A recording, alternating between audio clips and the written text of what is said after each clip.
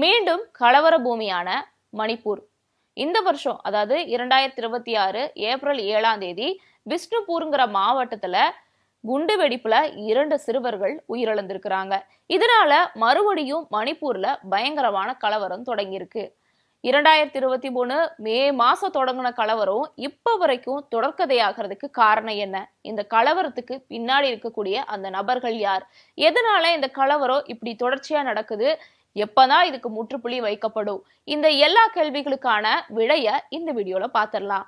Welcome to Mathimugam report. நான் சிலம்பு செல்வி. உங்கள் சத்யாவின் full moon sale up to 70% தள்ளுபடி. ஏசி விலை 2ஆம் தேதி முதல் 15% வரை உயர்கின்றது. இப்போது ஏசி வாங்கி பணத்தை சேமியுங்கள். டயா பூஸ்டர் சுகரை கண்ட்ரோல் பண்ணும், உங்க ஆரோக்கியத்தை மீட்டு தரும். சர்க்கரையை கட்டுப்படுத்துறதுக்கான எளிமையான வழிமுறை, இயற்கையான வழிமுறை. அனைத்து மருந்து கடைகளிலும் கிடைக்கும். மணிப்பூர்ல இருக்கக்கூடிய இம்பால் அப்படிங்கிற பள்ளத்தாக்குல மெய்தி இன மக்கள் வசிக்கிறாங்க. அதாவது மெய்திங்கிறவங்க ஒரு இனத்தை சேர்ந்தவங்க, அவங்க அந்த இடத்துல வசிக்கிறாங்க. அதே இடத்தோட மலைப்பகுதியில குக்கி இன மக்கள் வசிக்கிறாங்க. இவங்க பழங்குடியினர், அதாவது எஸ்டி பிரிவை சேர்ந்தவங்க. இந்த நிலையில மெய்தி இன மக்கள் எங்களையும் எஸ்டி பிரிவினரா, அதாவது பழங்குடியின மக்களா அறிவியுங்கன்னு சொல்லி போய் கோர்ட்ல கேஸ் போட்டு தொடர்ந்து போராட்டமும் பண்ணிட்டு வந்துட்டு இருக்காங்க.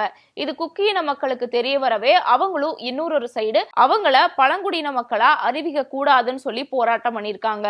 சோ ரெண்டு சைடும் போராட்டம் பண்ணிட்டு இருக்கவே ஒரு கட்டத்துக்கு மேல அது கலவரமா மாறி இருக்கு. நீங்க இந்த இடத்துல யோசிக்கலாம், ஏன் குக்கியின மக்கள் அவங்கள பழங்குடியினரா அறிவிக்கிறதுக்கு எதிர்ப்பு தெரிவிக்கிறாங்கன்னு. ஏன் எதிர்ப்பு தெரிவிக்கிறாங்கன்னா, மெய்தி இன மக்கள் ஆல்ரெடி பொருளாதாரத்துல எல்லாத்துலயும் வசதி வாய்ப்பு உள்ளவங்களா இருக்காங்க. அவங்க ஆல்ரெடி நல்ல பிரிவிலேஜா தான் இருக்காங்க. இது மத்தியில குக்கியின மக்கள் அவங்களுக்கு கிடைக்கக்கூடிய இடஒதுக்கீடு மூலியமா தான் அவங்க மேலும் மேலும் வளர்ந்து வந்துட்டு இருக்காங்க.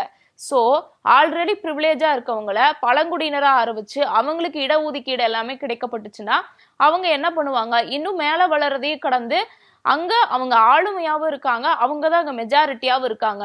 சோ ஆல்ரெடி எல்லா ரீதியாவும் குக்கியின மக்களை டாமினேட் பண்ணக்கூடிய அந்த மெய்தியின மக்கள் அவங்களுக்கு எல்லா சலுகைகளும் கிடைக்க ஆரம்பிச்சிச்சுன்னா குக்கியின மக்களை இன்னுமே டாமினேட் பண்ணி அவங்கள அந்த இடத்துல இருந்து துரத்துறதுக்கான எல்லா காரணிகளையும் அமைச்சு தர்ற மாதிரி அமைஞ்சிரும். சோ அதனாலதான் குக்கியின மக்கள் மெய்தியின மக்களை பழங்குடியினரா அறிவிக்க கூடாதுன்னு சொல்லியிருந்தாங்க. அது மட்டும் இல்லாம குக்கியின மக்கள் வசிக்கக்கூடியது மலைப்பகுதி. அங்க அவங்க வீடு வாசல்னு எல்லாமே நல்லபடியா வாழ்ந்துட்டு இருக்காங்க. இதே மெய்தியின மக்களையும் பழங்குடியின மக்களா அறிவிச்சாங்கன்னா அவங்க, அதாவது குக்கியின மக்கள் இருக்கக்கூடிய இடத்துக்குள்ள புகுந்து அவங்க ஆளுமையை செலுத்த ஆரம்பிச்சிருவாங்க. சோ தினசரியா வாழ்றதே ஒரு பெரிய போராட்டமா இருக்குங்கிறனாலதான் குக்கியின மக்கள் மெய்தியின மக்களை பழங்குடியினரா அறிவிக்க கூடாதுன்னு சொல்லி போராட்டம் பண்ணாங்க. சோ இது கடைசியா ஒரு கலவரத்துல முடிஞ்சிருக்கு. இந்த கலவரத்துல எக்கச்சக்கமான கிட்டத்தட்ட 260க்கும் மேற்பட்டோர் உயிரிழந்திருக்காங்க. நிறைய போலீஸ் வேனு, நிறைய ஹாஸ்பிட்டல்ஸ், அப்புறம் இந்த தேவாலயங்கள், கோயில்கள், மசூதிகள்னு எல்லாமே நொறுக்கப்பட்டு கலவரமான காட்சியா மாறப்பட்டுச்சு. நிறைய பேர் இறந்தாங்க. குறிப்பா 60,000க்கும் மேற்பட்டவங்க அங்கிருந்து இடம்பெயர்ந்து வேற ஊருக்கே போகக்கூடிய சூழல்ல தான் இருந்துச்சு.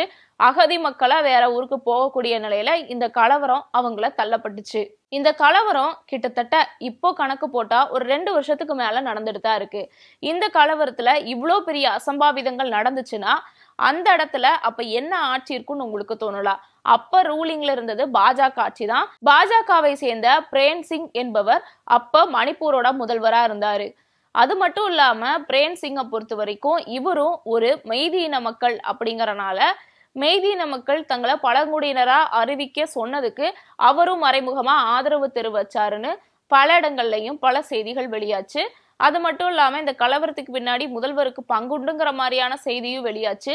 ஏன் அப்படின்னா, பாஜகவினரை பொறுத்த வரைக்கும் பொதுவாவே பொதுமக்கள் மத்தியில மத கலவரமும் சாதி கலவரத்தையும் உண்டு பண்ணக்கூடியவங்க அப்படிங்கிற ஒரு பார்வை இருக்கிறனால பாஜகவை சேர்ந்தவரே அங்க முதல்வரா இருக்கப்போ அங்க நடக்கக்கூடிய கலவரத்துக்கு அவர் ஒரு முக்கியமான காரணமா இருப்பாரோங்கிற பல இடங்கள்லயும் பல செய்திகள் வெளியாயிட்டு இருந்துச்சு.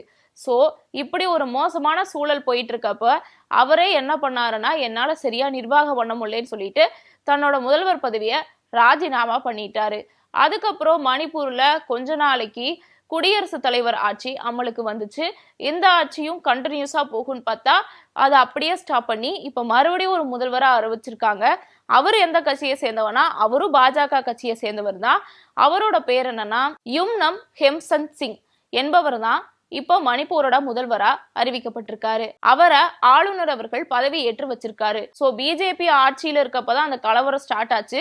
இடையில குடியரசு ஆட்சி வந்துச்சு, அதுலயும் எந்த பயனும் இல்ல. மறுபடியும் பாஜகவை சேர்ந்தவர் தான் அங்க முதல்வராயிருக்காரு.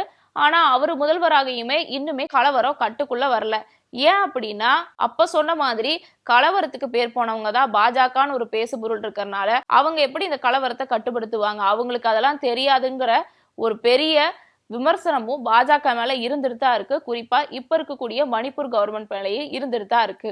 இந்த சூழ்நிலையில இடையில கொஞ்சம் அந்த கலவரம் அமைதியாகி சாந்தமான சூழ்நிலைக்கு போயிட்டு இருக்கப்போ இந்த வருஷம், அதாவது 2026 இந்த மாசம் ஏப்ரல் 7ஆம் தேதி பிஷ்ணுபூர்ங்கிற மாவட்டத்துல, மணிப்பூர்ல இருக்கக்கூடிய பிஷ்ணுபூர்ங்கிற மாவட்டத்துல ஒரு கவர்மெண்ட் எம்ப்ளாயோட 2 குழந்தைங்க, அதாவது ஆண் குழந்தைகள் 2 பேர் குண்டு வீசப்பட்டு கொல்லப்பட்டிருக்காங்க.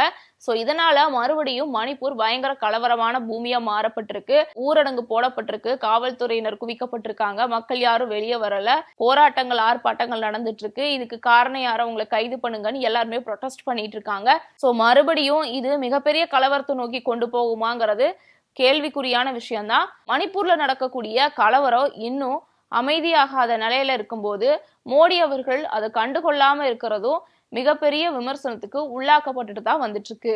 தொடர்ந்து மணிப்பூர்ல கலவரம் மட்டுப்படுத்தப்படாம தொடர்ச்சியா நடக்கிறதுக்கு முக்கியமான காரணம் என்ன சொல்லப்படுதுன்னா, அங்க பாஜக ஆட்சியில இருக்கிறனாலையும் மத்திய அரசுல இருக்கக்கூடிய மோடி கவர்மெண்ட்டும் அதை கண்டுகொள்ளாம இருக்கிறனாலதான் மணிப்பூர்ல இன்னும் கலவரம் கட்டுப்படுத்தப்படாமே இருக்குன்னு பல விமர்சகர்களும் விமர்சனம் பண்ணிட்டு தான் வந்துட்டு இருக்காங்க. இது எல்லாத்தையும் கடந்து எல்லா மக்களும் சந்தோஷமா அமைதியா வாழணுங்கிறதா எல்லாரோட கோரிக்கையும் கூட.